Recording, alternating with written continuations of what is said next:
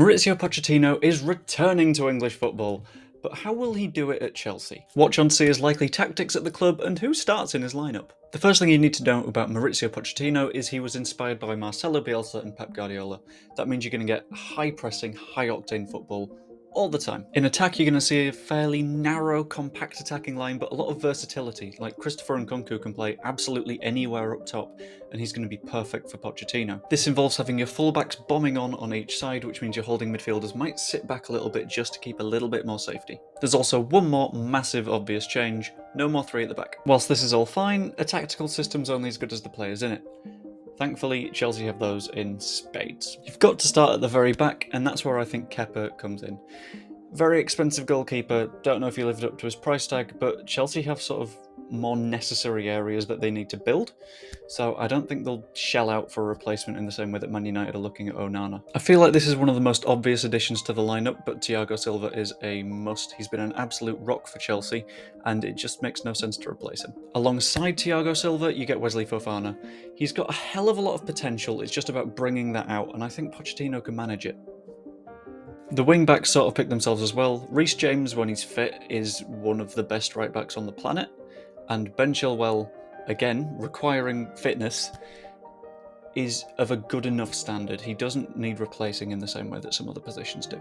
Now, it's all well and good having all these defenders to hold your back line together, but you need to score goals. That's what Chelsea didn't have last season, and that relies on creativity.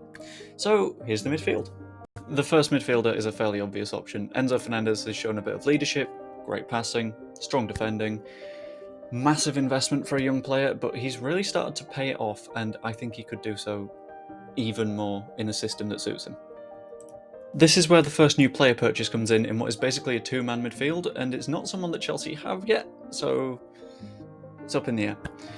The club's still trying to buy Moise Caicedo, and I think he's the perfect pick for this midfield. He's good at defending, he's an excellent playmaker, he's nice and versatile, which you need when you've only got two players in the midfield. If that doesn't go through, there's still a really active market for midfielders, so someone like a Romeo Lavia could be perfect. Now, rather than list three midfielders, one of them being an attacking midfielder, it doesn't really work like that in Poch's system. You've got four players, all being a bit more versatile in attack.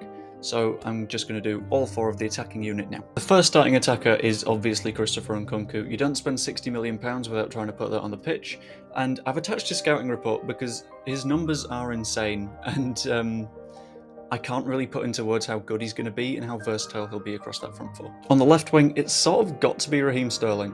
I have no doubt he had a bad year last season, but he brings a bit more leadership to that front line, which is just full of young players. One of those players is Noni Madueke. Whilst he's not the best at shooting, his ball progression and chance creation is really good, and with the striker that we've got in this lineup, that's sort of needed. If he hits a good enough run of form, I can see Madueke being a real breakout star this year. Finally, Nico Jackson. Nico?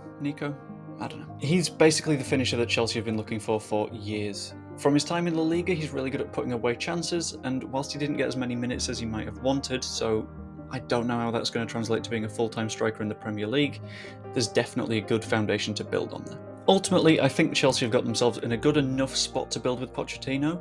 They need to be aware that it might be a project, because this is still a very young squad without much leadership, so if Thiago Silva's out of the squad, it's hard to see where there's going to be a lot of structure coming from. Either way, hope you enjoyed the video. Comment what you think if I've got anything wrong. Admittedly, I'm not a Chelsea fan, so I might have made a few mistakes. Like and subscribe if you enjoyed, and I will see you later.